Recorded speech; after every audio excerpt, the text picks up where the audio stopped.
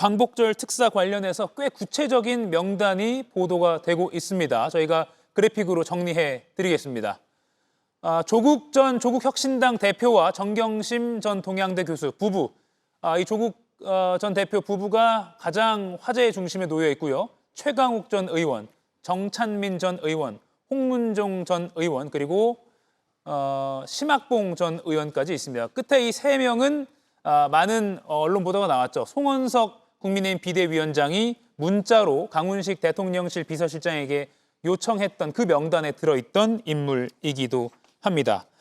소영주 의원님, 네. 일단 조국 전 대표가 가장 관심입니다. 그렇죠. 원래 이제 이재명 정부가 들어서서 첫 사면인데 원래 대통령께서는 지난 윤석열 정부에서 화물연대처럼 건폭 취급을 당하면서 범법자가 됐던 민생사범에 대해서 사면권을 행사할 생각이다라는 어떤 뜻을 내비치기도 했습니다. 예. 그래서 첫 번째 사면은 민생 사범들에 대한 사면이 될 가능성이 높다고 했는데 조국 전 대표가 등장하면서 오로지 조국 전 대표와 정치인 사면이 그 면을 덮어버린 상황이 됐어요. 사실 뭐 조국 전 대표 개인적으로는 사면 대상이 되고도 남는다 저는 생각을 하고요. 사면복권의 필요성 정치인으로서 필요하다고 봅니다.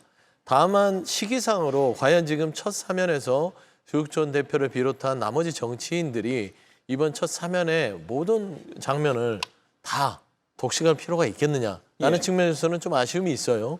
사실 지금 보면은 오늘 아침 조간 일면부터 많은 언론들이 조국 전 대표를 비롯해서 정치인 사면들 이 명단에 올라갔고 그 명단에 올라갔으면 사실상 사면됐다고 봐야 되는 것이 아니냐라고 얘기를 하는데 저는 이 부분은 좀 다른 것 같아요. 대통령의 사면권은 고유 권한이고요. 사실 아무리 위에서 부처에서 그 결재를 받기 위해서 올렸고 그냥 요식행위로 결재를 하면 끝난다라는 차원하고는 좀 다르잖아요. 이건 고유 권한이고 예. 고심을 해서 대통령이 결심을 하면 이게 뜻이 달라질 수도 있는 사안이기 때문에 사실 오늘 8일이기 때문에 12일 국무회의 전까지 한 4일 정도 남았습니다. 네.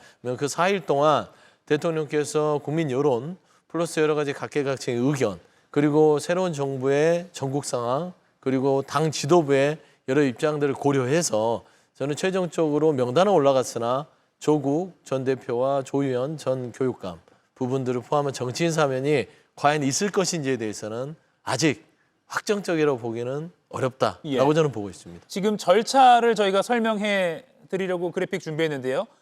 사면 심사위가 바로 어제 과천 법무부 청사에서 열렸습니다. 그리고 이걸 법무장관이 일종의 보고를 하면 오는 12일에 열릴 국무회의에서 의결을 해서 대통령이 공식적으로 명령을 내리게 되는 절차입니다. 어제 이제 사면 심사위가 열렸고 그때 취재된 내용들이 하나둘 나오고 있는 상황입니다.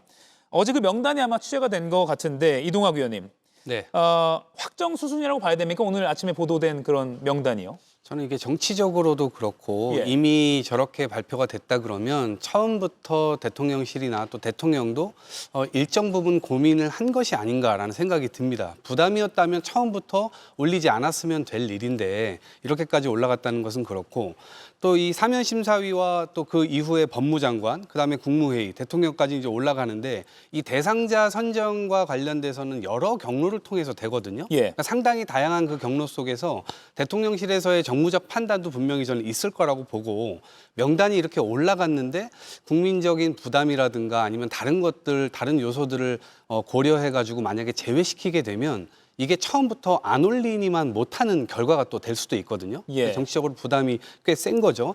그래서 처음부터 대통령에게 부담이 될 것 같았으면 올리지 말았어야 됐는데 이미 지금 올라간 상태에서 그 결과를 다른 쪽으로 할 거다라고 하는 것은 대통령 스스로도 굉장히 큰 부담이 되기 때문에 예. 물론 고유 권한이기 때문에 저는 12일까지 기다려 봐야 된다라고 하는 생각을 갖고 있습니다만 이것을 달리 판단하기는 굉장히 어렵지 않을까 생각합니다. 예. 지금 시점까지 어떠한 부정적 대통령실에서 의견이 없으면 이건 확정됐다고 봐야 됩니다. 대통령실 같은 경우는 국정 컨트롤 타워이기 때문에 이렇게 민감한 사안에서 사실과 다르면 즉각적인 반응을 하게 되어 있습니다. 특히 저희가 강유정 대변인 같은 경우는 아까 지금까지는 팩트가 다르거나 사실과 다르며 굉장히 언론사 질문하는 기자분에게 몰아붙이기식처럼 보일 정도로 강하게 반응을 했었는데 예. 아까 브리핑을 보시면 그런 모습이 없지 않습니까? 오히려 약간 미루는 듯한 느낌으로 지금 브리핑을 하고 있기 때문에 현재로서는 사면을 사실상 확정하고 있다 이렇게 보는 게 전 맞는 해석인 것 같습니다. 예. 송영훈 위원께도 하나만 여쭐게요. 오늘 아침에 보도된 그 예상 명단 짧게 답변 부탁드립니다. 거의 기정사실이라고 보십니까?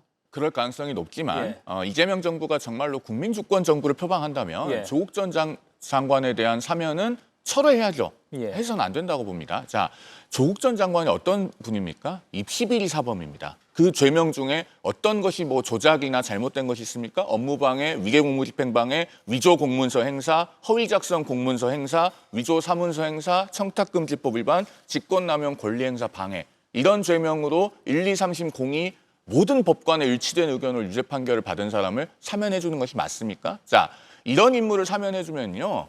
그러면은 숙명여고 쌍둥이의 아버지도 사면해 줄 겁니까? 그 아버지도 자식들 대학 입시 잘 되게 하려고 시험지 빼돌렸다가 걸려서 징역 3년을 받았는데요. 끝까지 만기 출소를 했습니다. 그리고 그 딸들도 집행유예를 받아서 고등학교 퇴학도 당하고 중졸 신분이 됐죠. 그러면 조국 전 장관과 숙명여고 쌍둥이의 아버지의 차이는요. 권력이 있느냐 없느냐밖에 없어요. 정치인이 아니냐밖에 없는 겁니다.